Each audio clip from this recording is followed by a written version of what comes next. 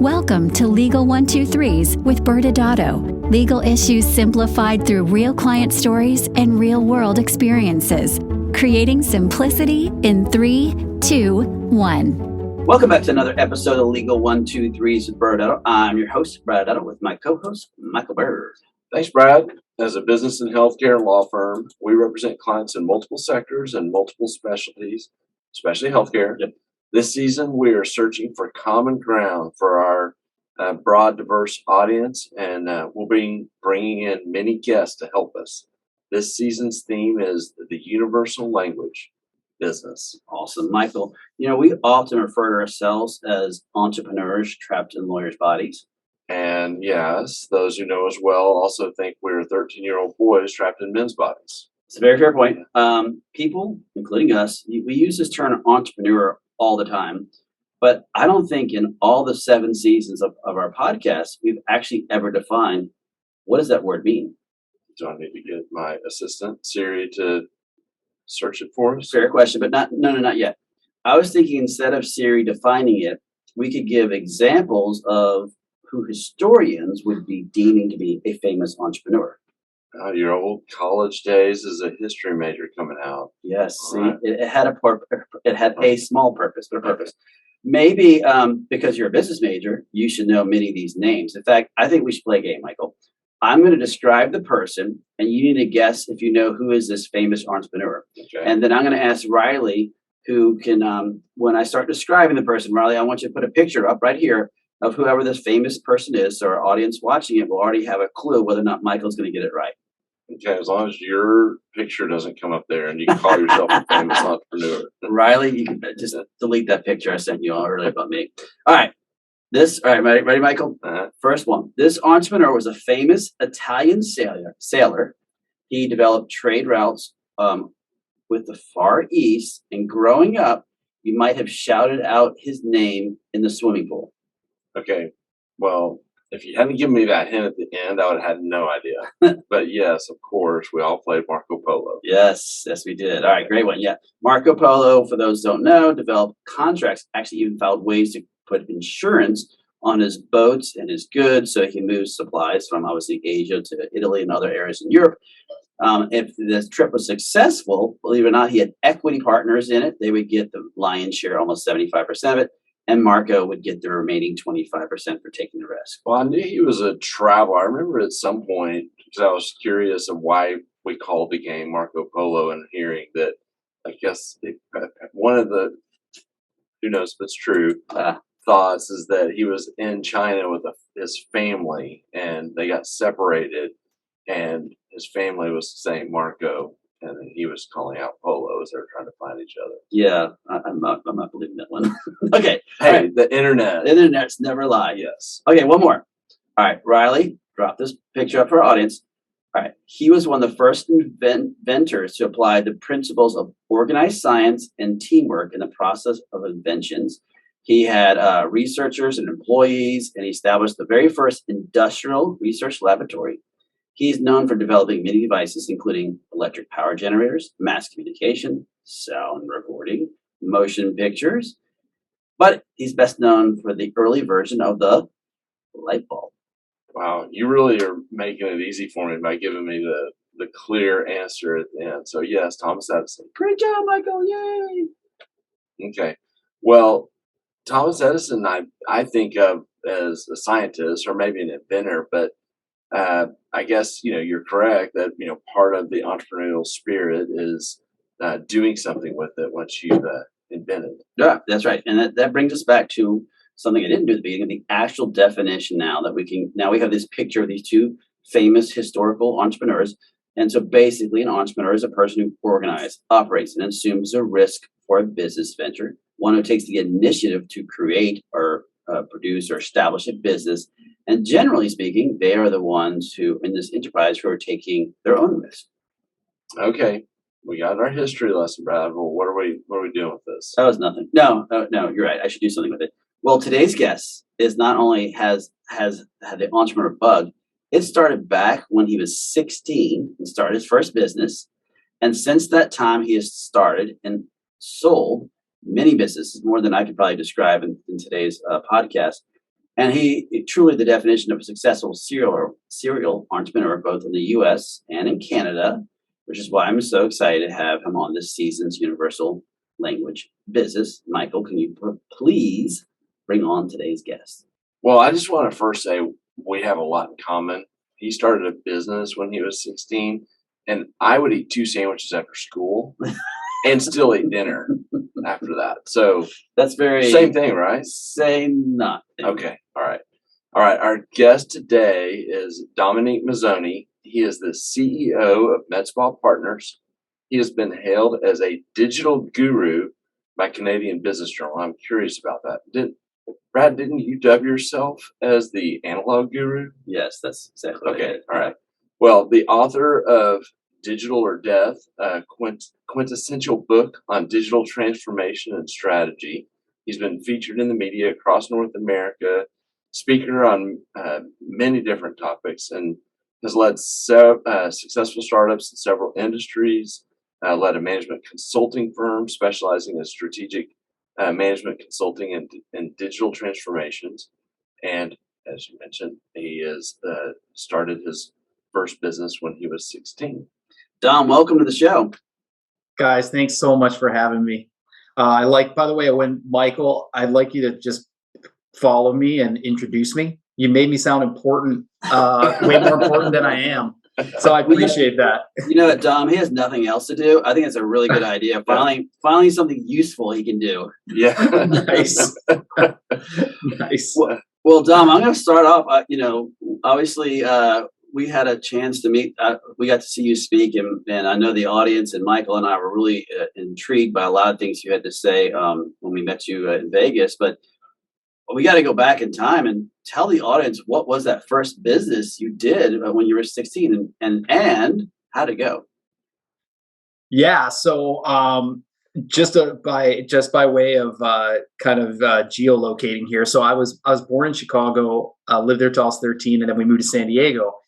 And living in San Diego was incredible because you had, warm weather year round, and it provided for different kind of opportunities. So my first business when I was 16 was I started a car detailing business. My dad loved cars, and he used us as unpaid labor for quite a long time, like all of our dads did back then. But he actually taught me a skill. He taught me how to use like a high-speed buffer. And that was a great skill. So I started a detailing business, and we were detailing like nice cars. And I was thinking back, like we charged a pretty good dollar for it as well. And I was in business with my best friend, Andreas. So I was in charge of the outside of the car. He was in charge of the inside of the car. Okay. And I was very gung-ho on that business. And Andreas was very gung-ho on girls. And I mean, not that I wasn't, but I was kind of more of the, let's get the money first. You know what I mean? That might be like a good way to go.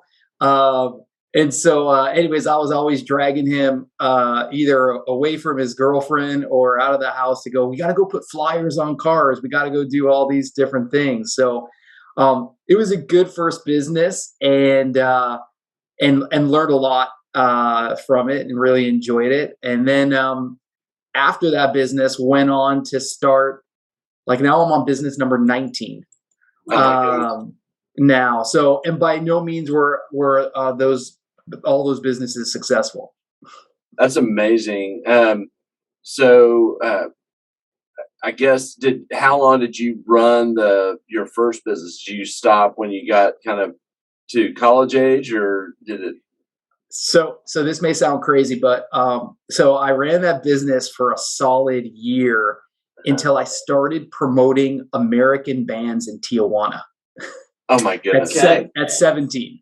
So at 17, I was bringing American bands across border because all of us U.S. kids would go across the border every weekend, and I was a musician, and I brought my band there. They were going there for the music, right? Oh yeah, for sure. It was that and the bacon wrapped hot dogs that they were selling on the street. Sure, that was it. There's nothing else in Tijuana.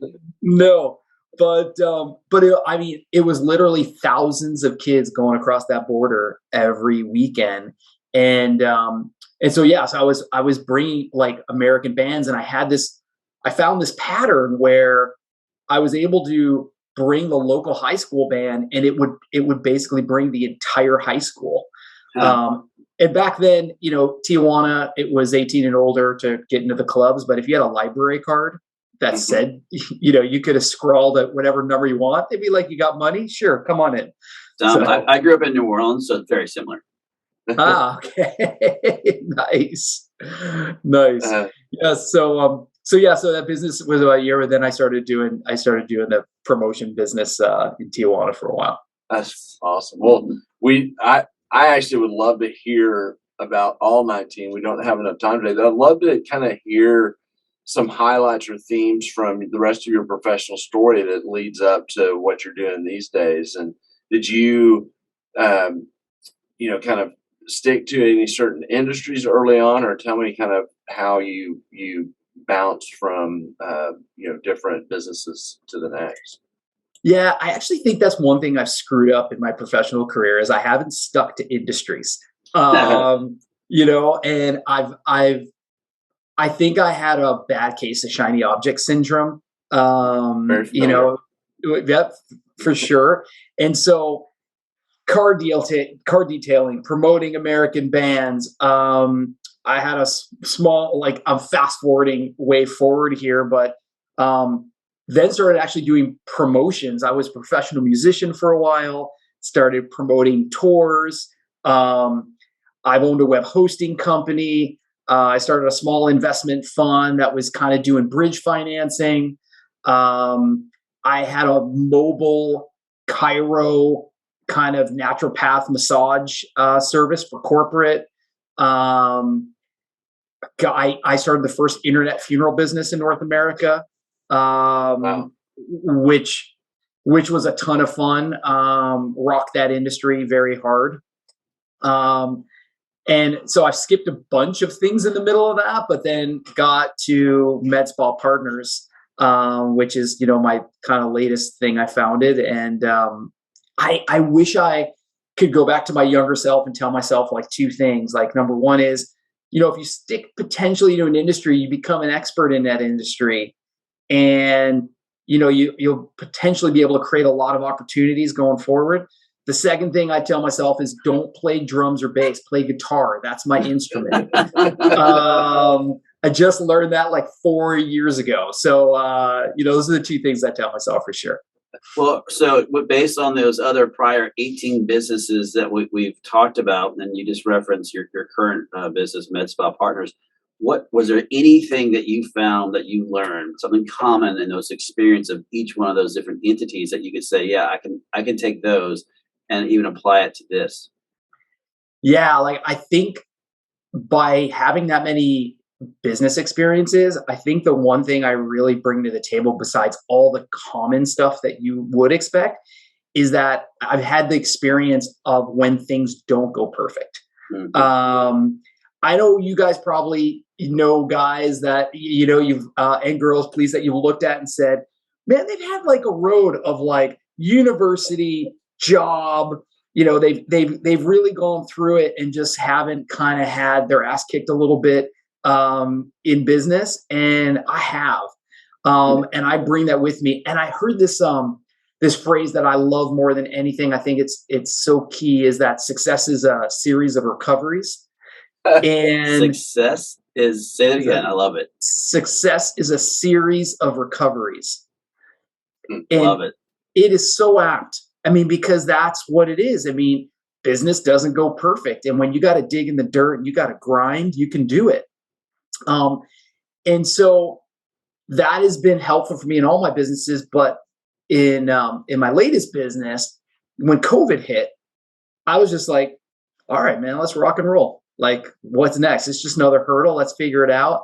But it was also has created a little bit of skittishness in me, where when December 2019, I was kind of watching, paying attention. I'm like, you know what? That doesn't look good. And it kind of said, hey, let's get prepared. And when COVID hit, we were like 100% ready for our business to go virtual. Literally within 24 hours, our marketing had changed, our setup had changed, our operations had changed, because we were ready to go. So I would say that's the first thing. And then the second thing is momentum is the eighth wonder of the world. When you have it, do everything you possibly can to keep it. Because once it's gone, it's very difficult to get back. And it's possible to get it back, but it takes a lot of energy. And energy is really a big part of all of this, because I had a friend once say to me that a business's most important asset is energy. Yes. And it's the energy of the people, but it's the people that are creating the energy of the business itself. And when you have that right mix, you have momentum. And momentum is just incredible once it's rolling. That's such a good point. I got to tell you, we've had a lot of different people come on.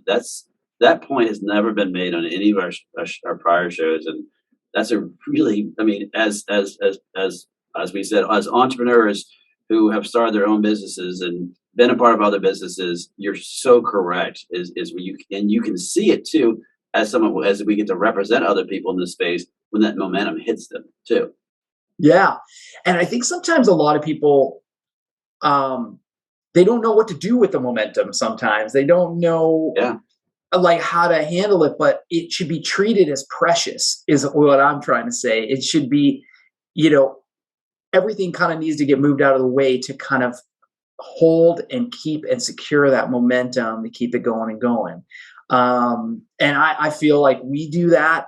I feel like it's something that I've had it in another business, and it feels like, you're flying, and when it goes, and it feels terrible.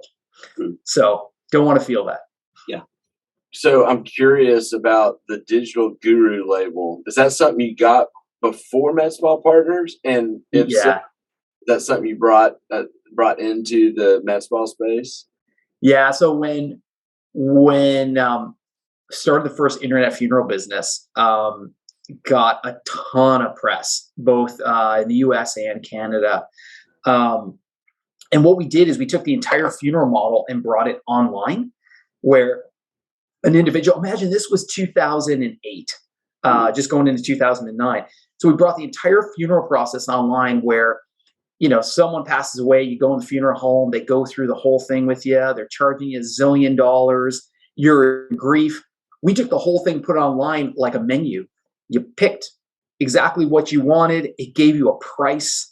And then we developed a whole system on the back end that wrapped up all the funeral documents and just sent them right to you via email. And you can print, sign, and scan, and you were done. There were families that we served that we never even met, and never even spoke to on the phone. It was all done virtually, and they were so happy about it because they were just not in a good state of mind. Not to mention it cost them like a fraction of what it usually cost. So that's where it started. And then I started kind of getting pulled and tapped to say, like, can you help us with our business? We want to transform all those things. Now we're in 2022. To me, I look at everything and say, well, there are still opportunities to digitally transform, but at least it's really kind of top of mind for everybody now. Yeah. Well, then I'd love to hear just kind of some lessons learned along the way that, could be applicable regardless of kind of what business industry you're in. Yeah. So lessons learned. Besides changing the drummer to the guitar, or the guitar to the drummer. Yeah, that we should have a whole separate podcast on that, because that's really important. One of the things I think is the best definition I ever heard of leadership is the transfer of enthusiasm. And I thought I didn't really understand it in the first 5 minutes, but then I really started thinking about it, and I was like, oh my God, that's so true. What I have now seen, both being on the consulting side, but also being in a business that buys so many businesses, MedSpa Partners is buying medical aesthetic clinics across the country, and I get to meet a lot of leaders. And in most cases, those leaders are doctors. And what I can tell you is that it's almost impossible to meaningfully grow a business under bad leadership. It is so difficult in almost any level of management. I mean, a bad leader is a bad leader. And I think what's different now is that today you have a kind of generation of workers that really are attuned to leadership a little more, where when we were younger, it was like, we were just happy to have a job and we were expecting to be treated poorly as a rite of passage. Like that was the expectation. And that's not how it is anymore. And I think just in general, leadership and how your teams are going to look at you are so different now, and you really got to be on your game. And sorry, I'm just going off on a tangent here, but like we're in a world of like influencers now, and everybody wants to be inspired. And I think what's incredible about that is, you have a lot of people that are influencing people that their biggest accomplishment is that they're popular. And for us as business leaders, like when you're running a business, you can't be popular all the time. It's very hard to be popular all the time and still make the right decisions. But what you do need to do is try to do it in a way where everybody knows what the goals are and what you're trying to get to. And you're trying to inspire them to get to a direction to say, look, this is why this is happening. This is why we're doing it. This may not look like a decision you like right now, but in the end, it's going to build our company and make us stronger on the long term. And I'm going on a tangent even further, is that I think that's harder for folks that are younger now coming up because their world has become a very transactional place. Mm-hmm. We used to have a relationship with kind of people that sell us stuff, like the checkout person of the store or someone who sold us insurance, or like even people we were dating. Tinder has made like dating a transactional event whereby like kind of relationships, they have like less value because the supply side is so great and the barriers to entry are so low. And so we have all these folks that are out there that are looking for leadership that have actually grown up on a transactional world where we're trying to say, no, this is a relationship world and we want you for the long term and we want goals for the long term and those types of things. So I'm sorry about a tangent on that, but that's kind of like leadership to me, that's what I've kind of learned from it. It's awesome. I mean, you might have already answered my question I'm about to ask you, which is really, what is the proudest business strategy or accomplishment that you've done, and how it can be transferred to any industry? And I almost feel like you somewhat said that enthusiasm. Somewhat, yeah. Like if I actually look at like hard strategies, and I'll see if I can wrap it up. Like what I liked about booking American bands in Tijuana is that I found a pattern. I found a pattern where high school local bands, bring them down. It's going to bring a ton of people. It worked. Basic Funerals, which was our company for the internet funeral company. The digital strategy was incredible for a business at that time because we found a pattern digitally that we could actually pioneer through. And I feel like that was so key to the success of that business. And MedSpa Partners, for me, I'm really proud of what we're doing now. And in all frankness, like this is my biggest success so far, but not just on a financial level, but just kind of what we've created in a small amount of time. So we've gone from 0 to 24 clinics in 2 years. We built a world-class team, and I don't mean little clinics. I mean big, giant clinics. And we hit the market right out of the gate. We hired the right people. We put the right processes in place, but we also built a pattern, building a pattern and seeing that. And I really think from a strategic perspective, like for myself, it's about finding patterns. And there's a lot of patterns out there that you can identify and figure out how to create a strategy around them that you can actually execute something that could be really successful. And if you look at a lot of the successful businesses out there, they've seen that. they've seen, some people call them trends, some people call them patterns, those types of things, but all those things are really out there for us to go and grab and do something amazing with them. So I would say that, like, strategically, like, those are the kind of things that I really see as a flow, that have kind of created success on a more of a consistent basis. And I would just say, Dom, based on what you said, is that as being a serial entrepreneur, that means that you can't be focused staring down at your financials every day and not looking up, because otherwise you're going to miss the pattern. And so it's a very, you talked about vision and having your team understand your vision, but having the vision literally to look up and see those patterns, that's difficult. But I agree with you. That's a very important element to being successful. Yeah. I mean, you guys have heard this before, but my job is to work on the business and not work in the business. And a lot of entrepreneurs get stuck working in their business. And one last thing on this that I want to just say is that I didn't have the experience that I have now when I was 30. I love when I see younger people that are so much more advanced than I was at that age. But for me, it's taken me all these years to have the answers to the questions and also know what I don't know and know these are the things that I should be focusing on, because the younger Dom would have been focusing on all the wrong things. And I think I also probably would have been more of a control freak when I was younger to say, well, I think I got the answer to this, or I got the answer to that, I'm grabbing. Like, my job as a leader, and like we now have, like, we're about 350 employees. My job is to make them more of them. My job isn't to tell them how to do their job. Mm-hmm. And I think that's a really important distinction. That's a great point. That's amazing. And I love where our time together went today. I didn't have expectations, but I'm very passionate about the leadership, and hearing your perspective is applicable to every business. I love it.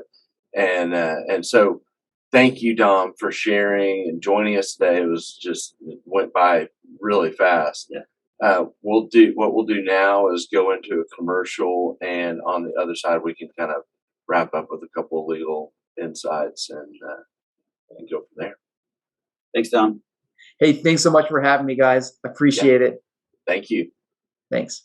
Many business owners use legal counsel as a last resort rather than as a proactive tool that can further their success. Why?